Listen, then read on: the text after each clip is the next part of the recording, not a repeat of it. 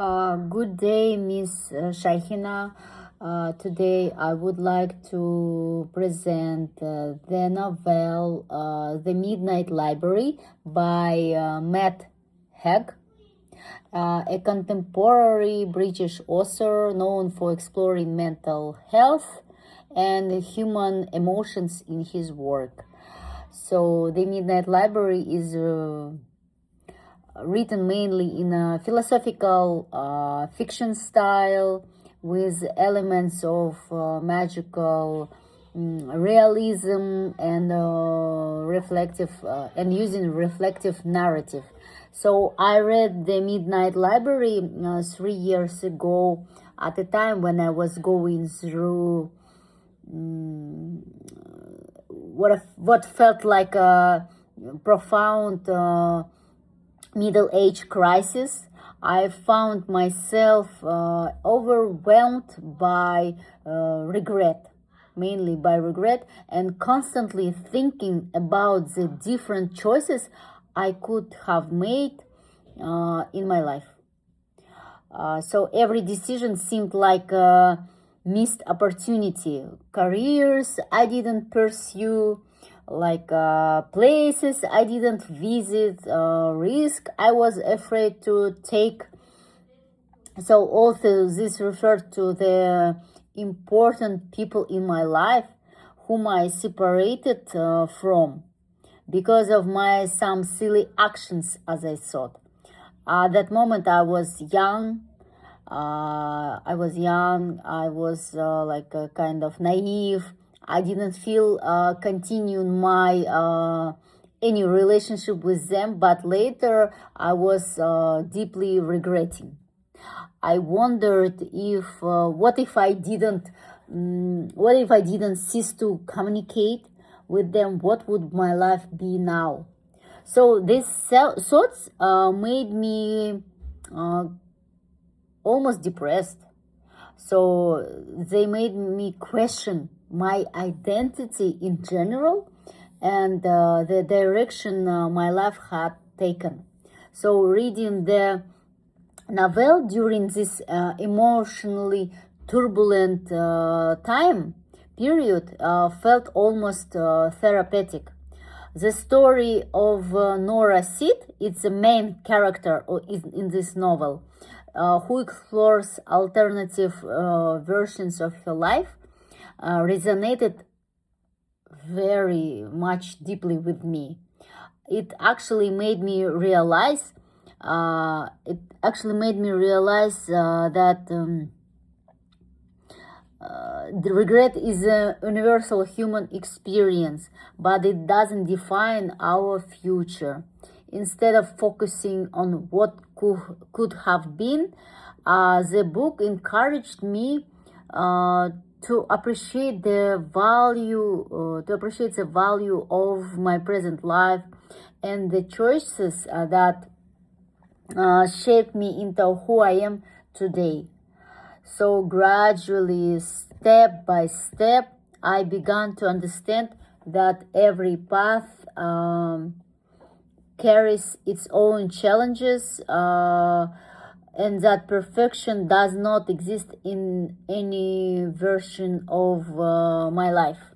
So this realization helped me shift my perspective from regret to gratitude, and inspired me to move forward with more acceptance and hope. So, the true beginning of Nora's struggle can be traced back to her teenage years. At that time, she was 16 years old. So, she sits in the library with librarian Mrs. Elm. Although this moment seems calm, just the book just starts, but it reveals very her early feelings of inadequacy and pressure. I can clearly see that Nora grows up believing that she's not well enough. She's partly influenced by expectations from her family. This early emotional experience shapes her adult life, which leads her to constantly question her choices. Her mother shows a lack of emotional support and expects her to be perfect. It is clearly written on page 12. So, because she simply doesn't accept her ears, her part of the body. So her parents didn't have they didn't have good relationship between them. So therefore, she didn't even want in her adult life to be a married woman and have kids. She was kind of like far away from this because of her like insufficient experience in her childhood. So this emotional foundation explains why later in life she becomes overwhelmed by regret and hopelessness. So the Midnight Library exists between life and death. It's filled with books, and each book represents a different version of Nora's life. So with the help of the librarian Mrs. Elm, Nora is able to open these books and experience alternative lives based on choices she could have made. So also I would like to mention that there is a book called Regrets. So all Nora's regrets are written there. So for example, she tries a life where she becomes an Olympic swimmer, another where she's a famous rock star, and one where she's a glaciologist studying climate change. So each life seems perfect at first, but later Nora soon discovers that every version also has its own problems and difficulties. So what I also want to mention that later in the book we see that Nora is already at age of 35 years old. She is portrayed as a lonely, depressed, lost woman. She describes herself as a black hole, a dying star. It is written on page 30, which reflects her deep sense of emptiness and hopelessness. She works, by the way, this is a book I read. So she reflects her deep sense of emptiness, hopelessness. She works in a small music shop. She feels that she's wasting her life despite her high education. Nora has no close friends. She loses her beloved cat after it is hit by a car, and it is estranged from her brother Joe, with whom she once played in a musical band called Labyrinth. So all of these experiences intensify her feelings of failure and isolation, so leading her to consider ending her life. However, instead of dying, she finds herself in the Midnight Library, where she meets Mrs. Elm. So one of the central themes of the novel is regret, as I mentioned before, like I had in my life. So Nora constantly thinks about the life she should have lived. However, she experiences different versions of her life. So another important theme is identity and self-worth. So the Midnight Library is a kind of a powerful symbol that it's like the library, it's in her mind, and she totally controls this library. So it kind of represents the space between life and death. But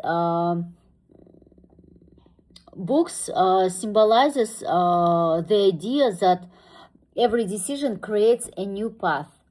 So what I would like to say that in the end, after exploring countless versions of her life in the Midnight Library, she realizes that life's value lies not in perfection, but in the ability to live, choose, and continue. And finally,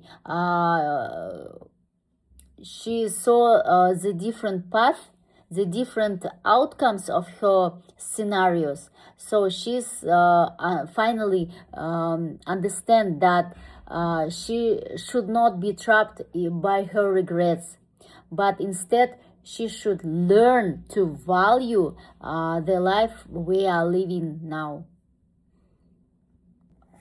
Also, I would like to say, personally, Western literature has deeply influenced my way of thinking and understanding life moments.